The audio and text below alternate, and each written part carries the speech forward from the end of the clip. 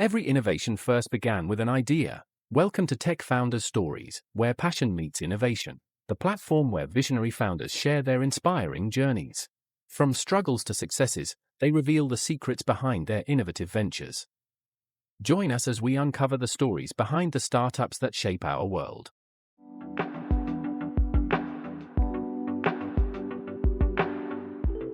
My name is Matthew Aroh. I'm the founder of Romat Groups Limited. Romat Group has subsidiaries that are into transportation, energies, agriculture, and technologies. I hold a Bachelor of Art degree from University of Benin and Masters of Business Administration from Nnamdi Azikiwe University, Awka.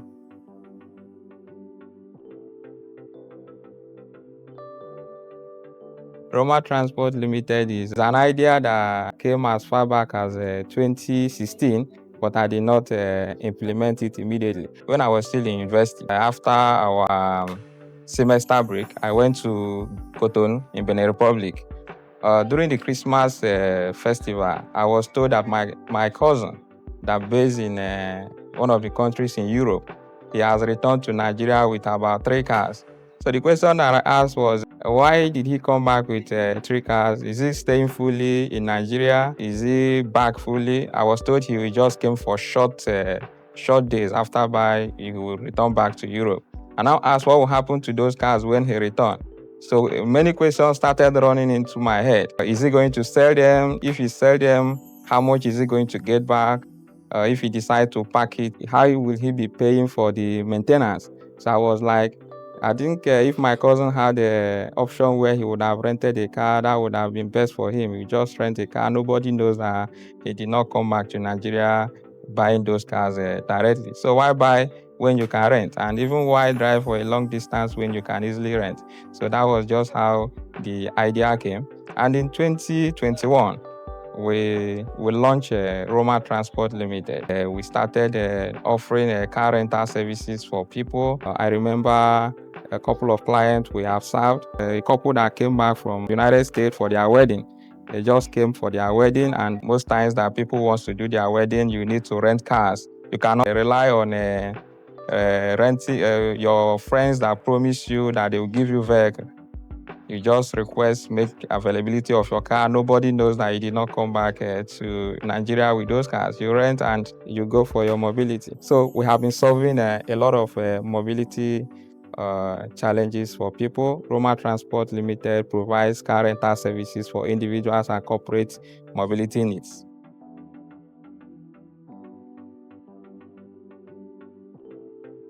I travel a lot, and I know that other people as well travel a lot. And when you travel, there is nobody on earth that can own cars in all the cities in the world.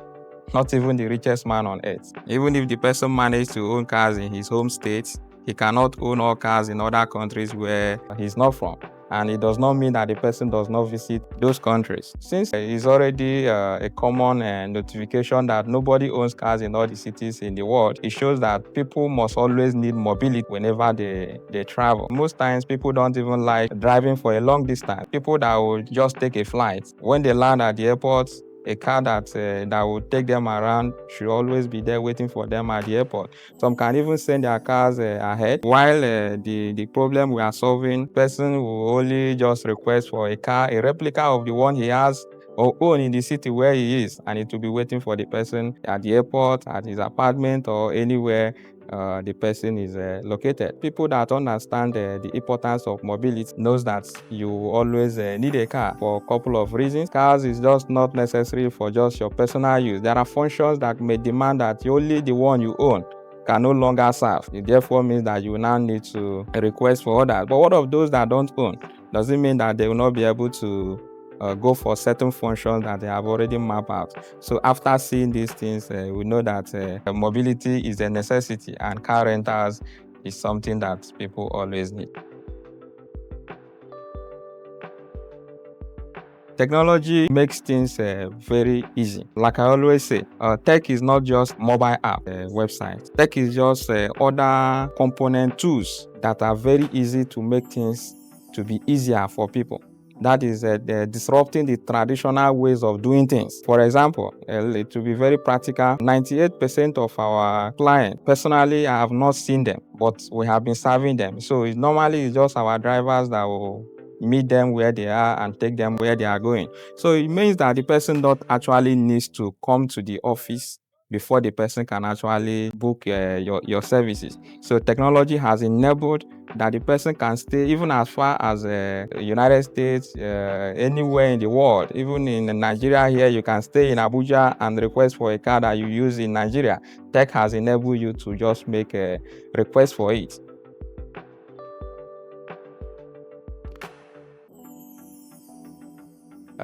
There is no entrepreneur that has not faced a lot of challenges. Challenges occur in business. It's not usually peculiar. Sometimes it can be systematic challenges. It can be unsystematic. I can recall one of the challenges that we faced after launching our transport company was in 2023, on 29th of May 2023 to be precise, when the President of Nigeria announced the removal of fuel subsidy. Before the fuel was around 190 something, some filling stations selling 200. Shows that the cost of renting car then was cheaper. But after the removal of fuel subsidy, everything went up. You know, when fuel costs go up, it's not just the cost of fuel alone. Cost of every other thing will always go up, such as cost of car maintenance, even drivers, the cost of their living also have gone up, administrative factors and all of that. That particular announcement about removal of fuel subsidy really posed as a challenge in our business,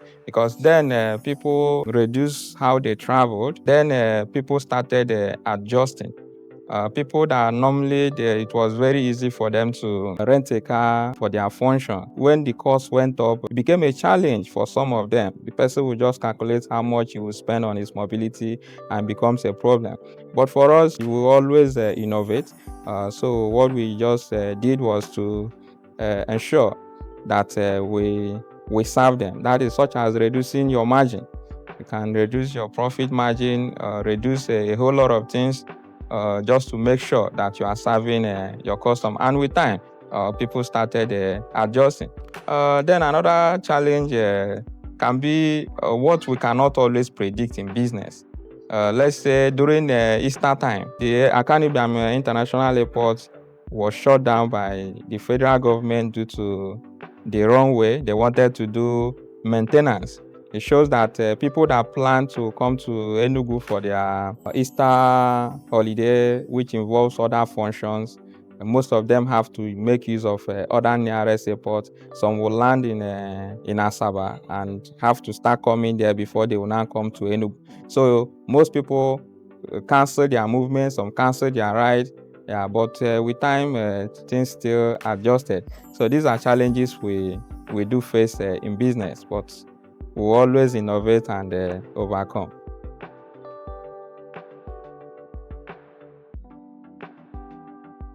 There's always a saying that if you want to go far, you work with people, or you always need people that will be around you. You pitch your business to people like minds, so that you people can always rally around. Most times, co-founders are usually from people you have known one way or the other. So personally, for me, some came from among family, among friends. We were able to team up and start something.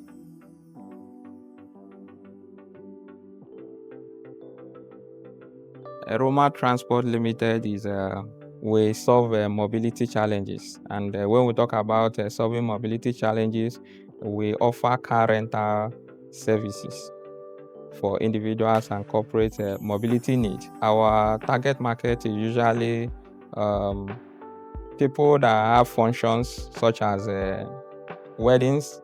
It may be the people, the direct host of it, maybe the groom, the bride. They will need a car that they will need for their big day, or even people that is coming to attend such function. If you are based in Lagos, you are coming to Enugu for your friend that is holding an event such as marriage or traditional marriage. You need a mobility that will take you there.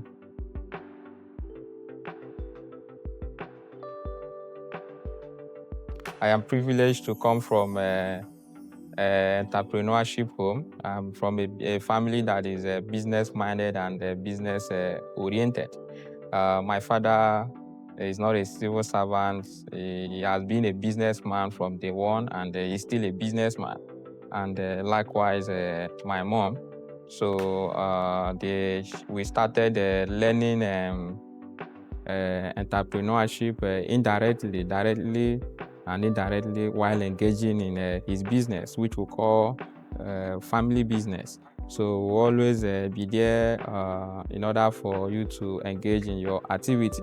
I can recall when I used to sell a particular, because my father is a piggery farmer, and as a piggery farmer, he has a farm. He has a farm where he rears pigs and also deals on it as a livestock.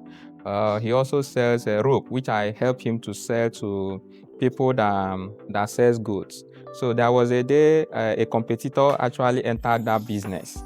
The competitor ventured into that business and is selling the same type of rope that I used to supply to those people selling goods. I ran back to my father and told him that a competitor has entered this business, so that we need to stop selling. I should contact his plug that sells the rope to him in the north to stop sending, that somebody else has ventured into it.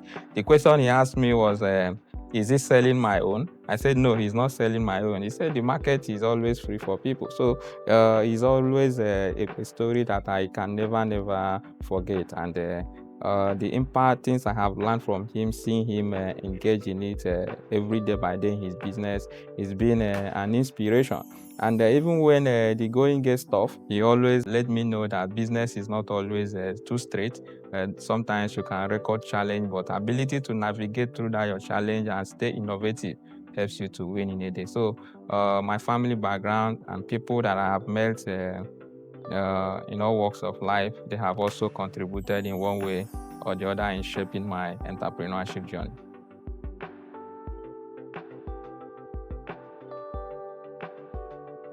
Negative feedback is always a room for you to know that a customer is not satisfied. You need to improve your service. It's not always every customer that actually comes to even tell you that he or she is not satisfied with the service you rendered. But the person opening up and telling you where you did not get it right helps you to check what went wrong and correct it, so that another person will not say a similar thing, because that is how you lose your customers. If people keep on complaining about a particular aspect of thing and you don't take a correction, before you know it, you are no longer in business. So feedback is good. It makes you know when to correct when you are not doing things properly. So you don't argue with your customer and start arguing blindly. Rather, you also query what went wrong and know whether you are at fault or the other way around and take correction. So I always acknowledge feedbacks, and we do corrections where necessary.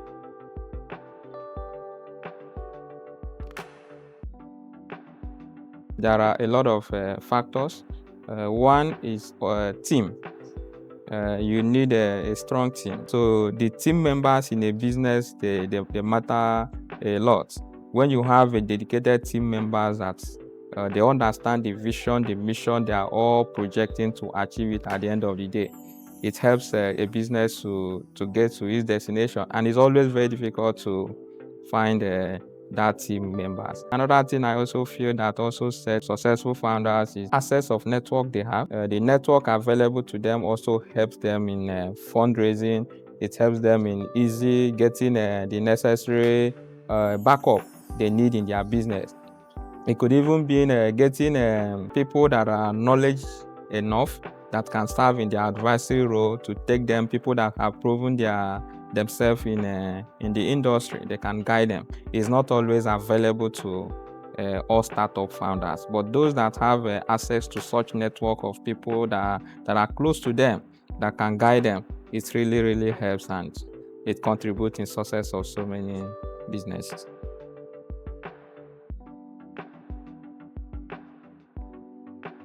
We have a lot of plans for our business and what we want to do. We are not just trying to run our transport arm alone. In Romat Group, we want to know how we can incorporate vertical integration into our business. The logistics sector, the transport sector is changing that, and our car rental arm, we need to add electric vehicles. So adding electric vehicles is also going to help us to beat down costs that people spend in renting car due to cost of PMS and all of that. So electric motors can also help in reducing and bringing down costs. And in adding that, we also need to have we know if we can introduce Romat Energies to power the charging stations, even for individuals that don't have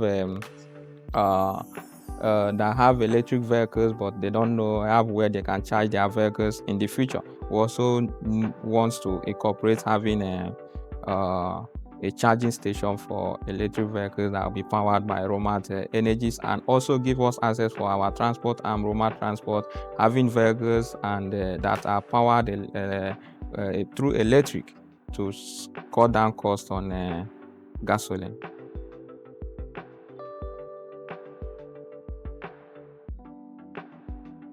When we launched, most of the money we use in taking off came from bootstrapping.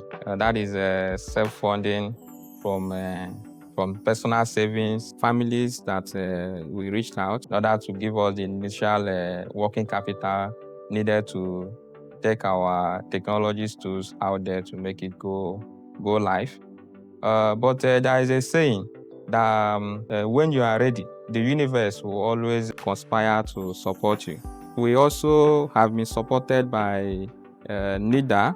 I won a NIDA award. We call it TIES. TIES stands for Technology, Innovation, Entrepreneurship Support Scheme.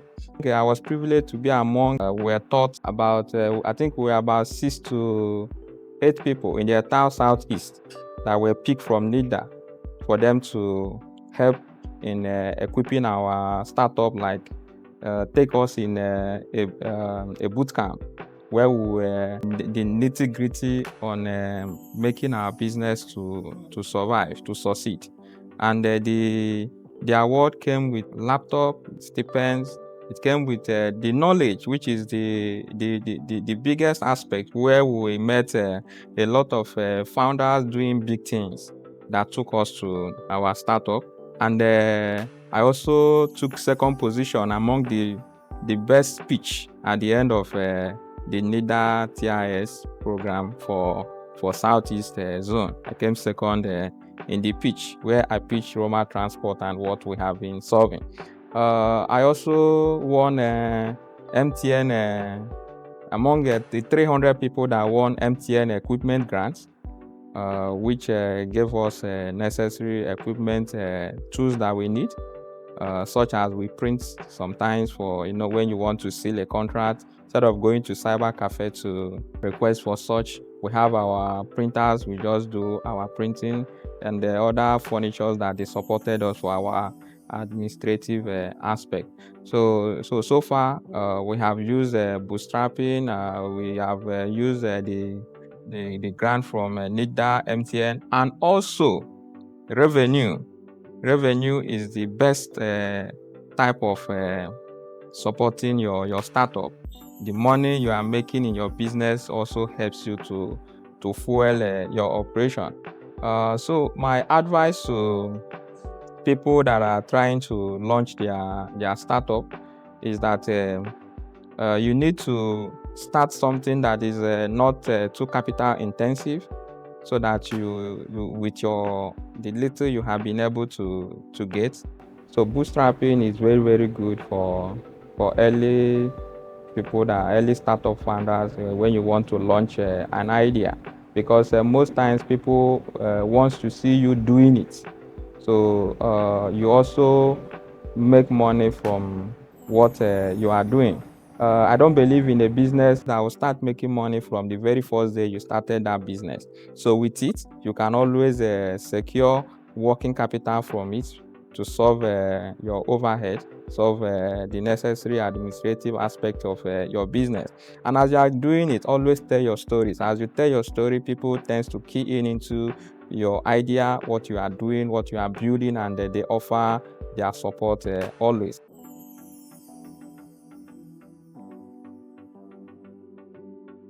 My advice to a startup founder out there, that is someone that is intending to embrace entrepreneurship or even launch a business. My first advice is don't solve a problem that does not exist. When you try to solve a problem that does not exist, you waste your time, waste your resources, and waste the time of everyone. So ensure that the problem you want to solve is a problem.